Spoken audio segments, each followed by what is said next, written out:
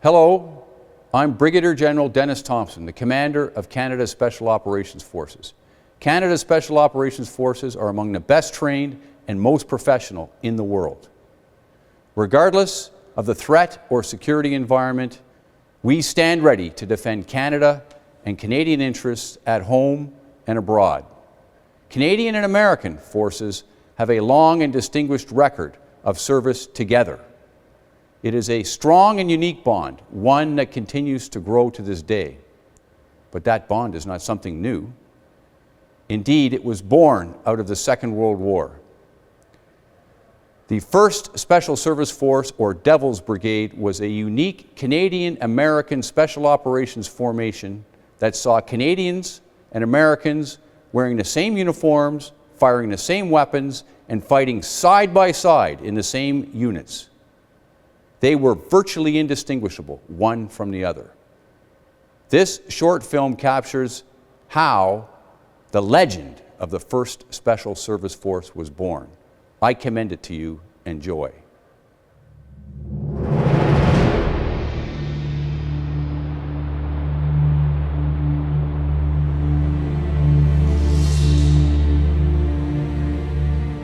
This is Mount La Difensa in Italy, a 963-meter former volcano that dominates the approach to Rome.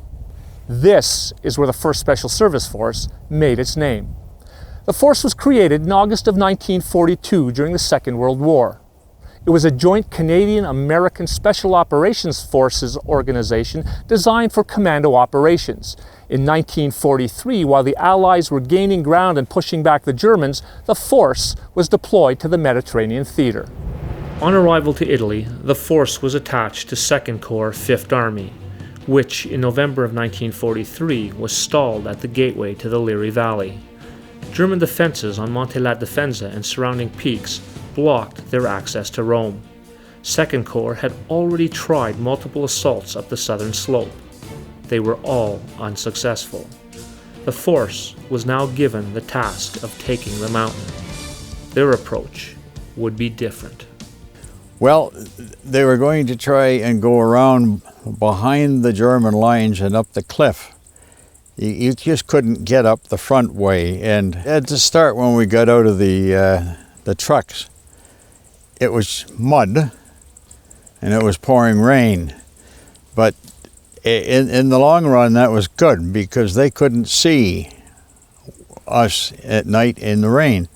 And we finally get out of the ruts where the trucks and that had been in a little better ground.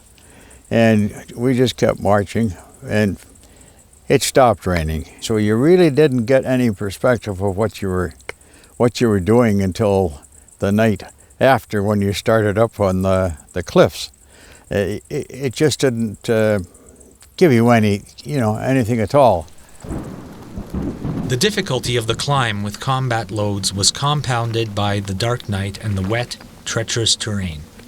Scrambling in the dark up the rocky trail with every foot and handhold doubtful demanded superhuman effort by men loaded with weapons, ammunition, radios, and litters. To our ears, every rock displaced clattered downhill with sound magnified 1,000 times and raised the question in our minds, did the enemy hear this? A not very comforting thought. And when we started to go up, we had the artillery. They say it was a 900-gun artillery barrage that lasted for 4 hours. The noise allowed us to get, the boys in the lead allowed them to get the ropes up, and we got on those without being found out.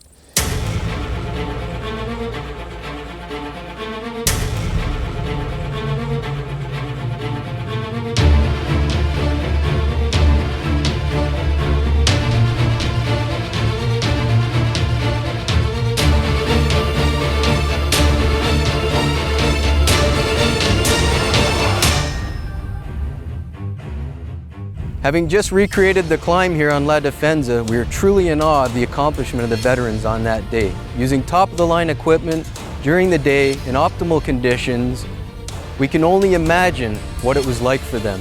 In imminent presence of the enemy, in darkness, the fear of the unknown. We are truly in awe of their accomplishment that day, and we can only hope to honor that as we move forward with our history. And we will endeavor to do that.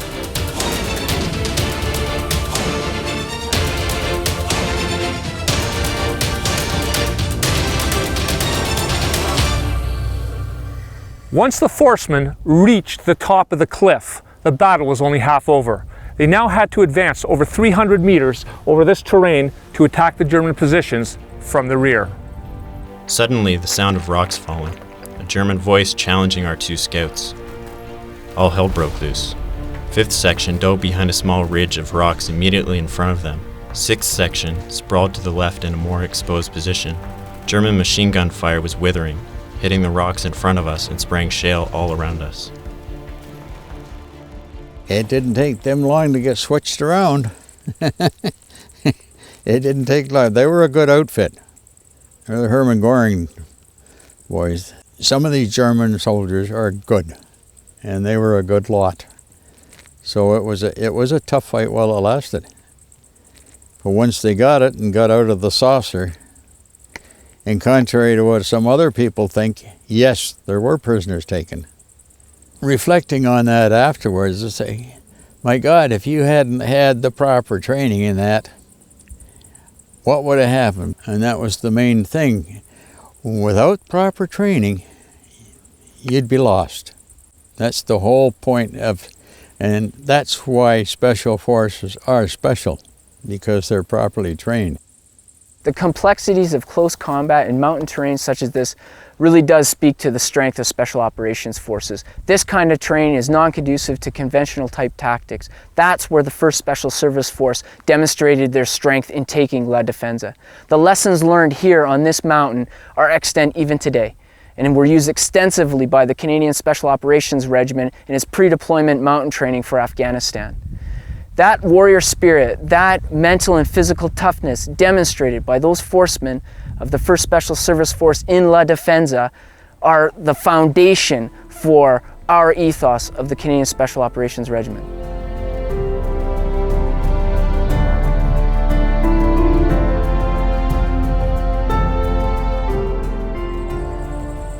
On top of Mount La Difensa, it's important to reflect not only on the battle itself, but on the lifelong bonds that were formed between forcemen of two great nations. Whether part of this battle or not, the courage and tenacity that were shown on this mountaintop created friendships that would last a lifetime, cross borders, and transcend generations. In fact, the memories and friendships formed on this mountaintop have done more to sustain the legend of the force than the battle itself. After the battle, Colonel Frederick's immediate superior praised, "I am fully cognizant of the stubbornness of the enemy and the difficulties of weather and terrain encountered in the seizure of Mount Difensa and Hill 907, and of the bravery, fortitude, and resourcefulness with which your command overcame them." The force captured the summit on 3 December 1943. However, it took a full 6 days to clear the entire feature. In the process, they suffered 23% casualties. With the Canadian-American blood shed on this mountain, the force became a legend.